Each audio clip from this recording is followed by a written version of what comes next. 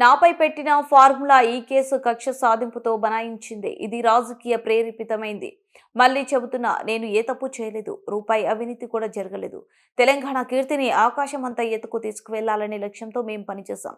విద్యుత్ వాహనముల తయారీ కేంద్రంగా హైదరాబాద్ను తీర్చిదిద్దాలనే ఉత్కృష్ట ఆలోచన చేశాం. న్యాయ వ్యవస్థపై నాకు సంపూర్ణ విశ్వాసం, గౌరవం ఉన్నాయి. మేము సుప్రీంకోర్టులో కేసు వేశాం. అక్కడ కూడా న్యాయ పోరాటం చేస్తా. అక్రమ కేసులపై అక్కడే తేల్చుకుంటా. ధర్మం, న్యాయం గెలుస్తాయి.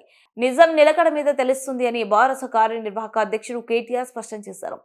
నందినగర్లోని తన నివాసంలో భారత నేతలు జగత్ రెడ్డి, వేముల ప్రశాంత్ రెడ్డి, పల్లా రాజేశ్వరరెడ్డి, తక్కలపల్లి రవీంద్రరావు, దాస్యం వినయ్ భాస్కర్, దాసోజు శ్రావణ్ తదితరులతో కలిసి మీడియాతో మాట్లాడారు. అది ఎప్పుడు వస్తుందో వస్తుంది. అది సుప్రీంకోర్టు ఎట్లా నడుస్తుందో ఆ పద్ధతి ప్రకారం 2 రోజుల్లోనో 3 రోజుల్లోనో వారం రోజుల్లోనో ఎప్పుడు వస్తుందో వస్తుంది. అక్కడ కూడా న్యాయ పోరాటం చేస్తాం. అట్లాగే నిన్న మీరు ఏదైతే నా హక్కులకు భంగం వాటిల్లే విధంగా వ్యవహారం చేసినారు, నేను విచారణకు చట్టాన్ని గౌరవించే పౌరుడిగా హాజరై అక్కడ ఏ సమాధానం అడిగినా చెప్తానని పోయినప్పుడు లాయర్లతో రావద్దంటారు. నేను చెప్పిన మీరు దొంగలు, ఎందుకంటే మీరు గిట్లనే చేసింది ఇదివరకు కూడా. పాపం మా పట్నం నరేందర్ రెడ్డి ఆయన ఇయ్యని స్టేట్మెంట్ ఇచ్చినట్టు బుకాయించి వెంటనే మీడియాలో లీకులు ఇచ్చే దౌర్భాగ్యులు మీరు. నేను నమ్మను మిమ్మల్ని, మా లాయర్ బరాబర్ ఉండాలని అడిగిన. రేపు అందుకే కోర్టుకు కూడా పోతున్నా, హైకోర్టుకు కూడా. నాకు న్యాయవాదుల సమక్షంలో విచారణ జరగాలి అని కోరుతూ హైకోర్టుకు పోతున్నా. తప్పేమున్నది అందులో? న్యాయ వ్యవస్థను తప్పకుండా నాకు ఇవాళ ప్రాధేయపడి వారిని అడిగి నాకు ఈ దుర్మార్గుల నుంచి చట్టపరమైన రక్షణ కల్పించడానికి అడుగుతున్నాను. నేనేం వేరే అడుగుతలేను కదా, ఆ పని చేస్తున్నాను. దానికి కూడా కాంగ్రెస్ వాళ్ళకు ఏమేమో ఆగమాగం అయిపోతున్నారు.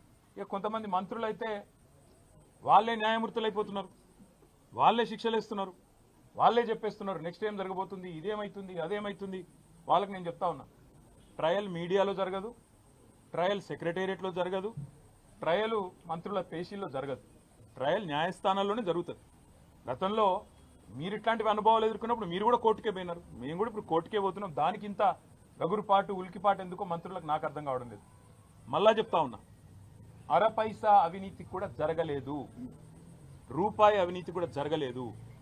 మళ్ళీ చెప్తా ఉన్నా, తెలంగాణ కోసం, తెలంగాణ ఇమేజ్ను ఆకాశమంత ఎత్తుకు తీసుకుపోవడం కోసం, భారతదేశంలో మాత్రమే కాదు ప్రపంచ పటంలో హైదరాబాద్ని ఒక విశ్వనగరంగా ప్రతిష్ఠించడం కోసం తీసుకున్న నిర్ణయం తప్ప ఏమీ ఆశించి కానీ మీలాగా ఏదో వెనకాల గుడుపుటాన్ని చేసుకొని చేసిన పని కానే కాదు.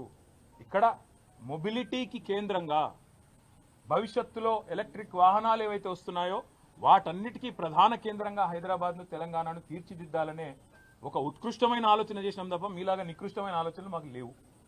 మళ్ళీ చెప్తా ఉన్నాను, మీలాగా దివాలాకోరు పనులు చేయాల్సిన కర్మ మాకు లేదు. 110% మళ్ళీ చెప్తున్నా, మీరు ఏ రకంగా వచ్చినా, ఏ విచారణకు రమ్మన్నా నేను వస్తాను. ఎల్లుండి 9వ తారీఖు నాడు కూడా లాయర్లతో మరి రేపు హైకోర్టు రిలీఫ్ ఇస్తే, నాకు అవకాశం ఇస్తే, హైకోర్టు మా వాదనను మన్నిస్తే, లాయర్లను అనుమతిస్తే లాయర్లతో పోతా, అటెండ్ అవుతాను. ఈడీ కూడా పిలిచింది 16వ తారీఖు నాడు, తప్పకుండా వారి దగ్గర కూడా పోతాను. వారు కూడా ఏమడిగినా సమాధానం చెప్పడానికి నేను రెడీగా ఉన్నాను. నాకు దాపరికము లేదు, నాకు దాయాల్సింది కూడా ఏం లేదు. నిజాయితీకి